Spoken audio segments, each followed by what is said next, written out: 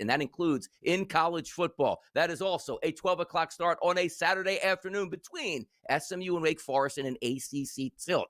I look at this look-ahead line, Joe, from FanDuel. It was telling me close to a touchdown. I look at it now at FanDuel. It's 2.5. A big line drop in a total. Listed at 53.5. SMU Wake Forest. The spread line for this, Joe, is what? Well, it's funny, Donnie, because this one opened up 4.5 for the look-ahead and SMU, and you can start to see the Wake Forest money has been steady. Two things to know. Number one, this is not the SMU team that made the postseason last year. This is a very mediocre SMU team that now has to go on the road for a second time and is taking on a Wake Forest team that is coming off a bye, Donnie. And that is maybe one of the most underrated defenses in the country here. I agree with the market move. It's been one of my favorite bets. I bet it early in the week. I think Wake Forest rolls in this one. I think the wrong team was favored, and I think the market is behind me on this one. How about that? Is the market going to be behind you in this next game here, Joe? 3:30 down in the SEC in the Palmetto State. That's Alabama and South Carolina. The FanDuel, looking at FanDuel right now, they opened up around 2 touchdowns, Joe, dipping a little bit to 11.5, and a total sitting at 47.5. Bama on the road in SEC territory, a desperate need for a victory here for South Carolina in Beamer Ball. Does South Carolina hang in this one, or is it Alabama? What's the spread line here?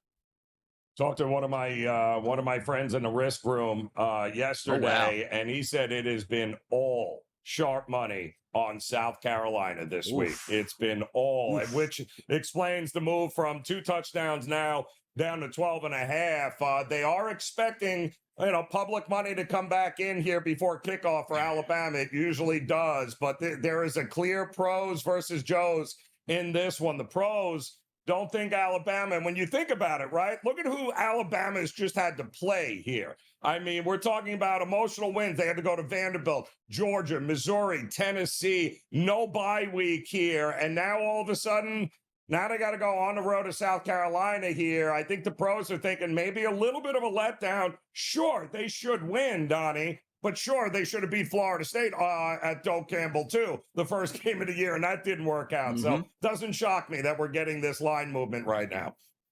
10 years ago, we were introduced to the meme that's called Surrender Cobra, Michigan and Michigan State. Remember that? Hey, I just got to punt this football away. We'll be just fine. Oh, no, he dropped the snap. Michigan State's running down the football field. Touchdown, no time left. Michigan State wins. Can they pull off the upset in this one? Why? Because now we're seeing live movement over 14 points here as a favorite for the Michigan Wolverines against the Spartans, and a total of 47.5. Will it be Surrender Cobra in this situation again, or Michigan rolls easy? What's the spread line here?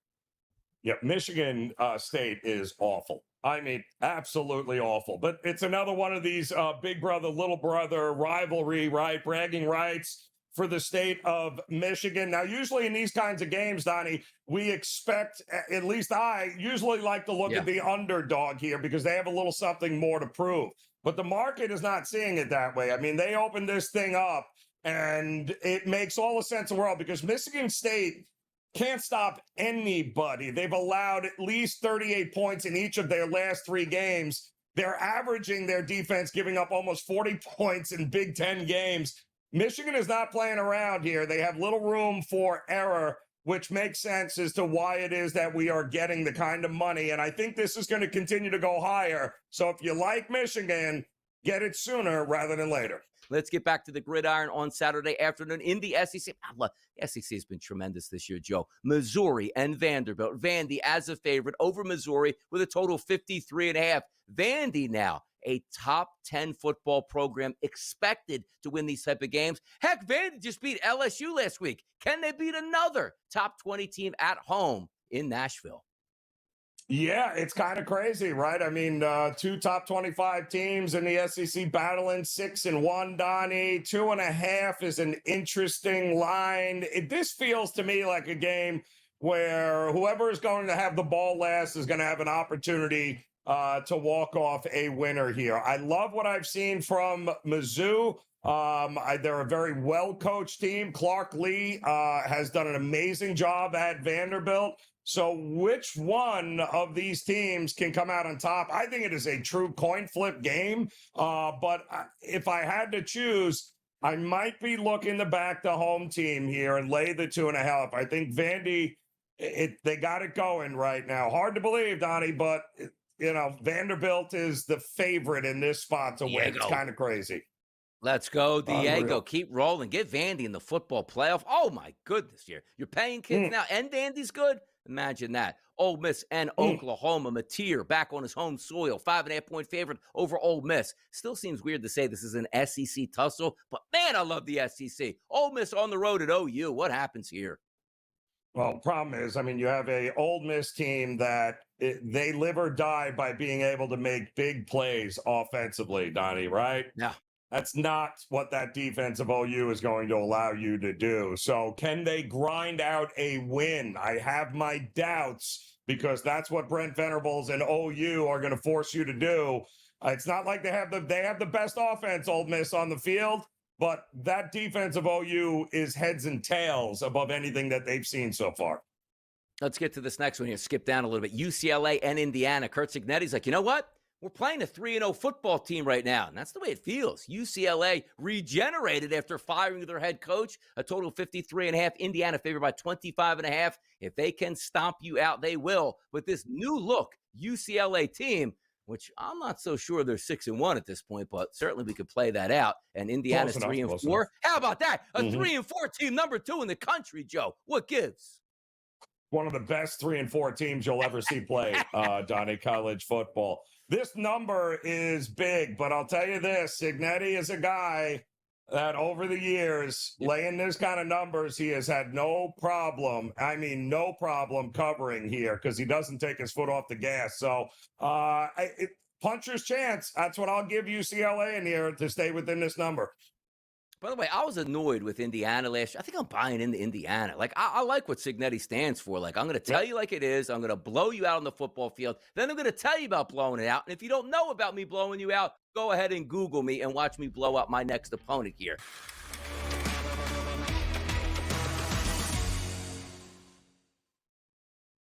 Joe, you can go baseball tonight. You can go hockey. You can go NBA. You can tee the people up for a play that's coming this weekend here in the NFL. But I got a feeling you're serving up some football tonight, and it's not the NFL that we're talking about. No, it is not, Donnie. And on Friday, we've got a pretty good roll here in college football. Love these Friday night games. And I got one game here that we talked about all week in the spread lines. And I was wondering if there was ever going to be any buyback here on Cal, and there has not been. It's only been Virginia Tech money at home here tonight in Blacksburg, taking on the Cal Bears, who also played last Friday against Bill Belichick's North Carolina team. And boy, Bill Belichick had that game won until, of course, his running back fumbled it into the end zone from the 1-yard line, and Cal recovered it from there. But I think that's exactly what Cal needed to be able to get things going in the right direction here. Listen, Justin Wilcox, one of my favorite coaches as an underdog. The guy has been phenomenal, especially getting as many now. This game opened up 4.5, 4, and now we're seeing 6s. We're talking about a Hokies team that has one of the worst defenses in all of college football, especially against the pass. I like Cal. Wilcox covers these games as a dog at a 65% clip. I will take the 6.5 points here with the Cal Bears. Love the young quarterback. I don't think Virginia Tech should be laying this price against anybody, especially against a coach who loves being the underdog and delivers winning tickets. I'll take the Cal and the points here.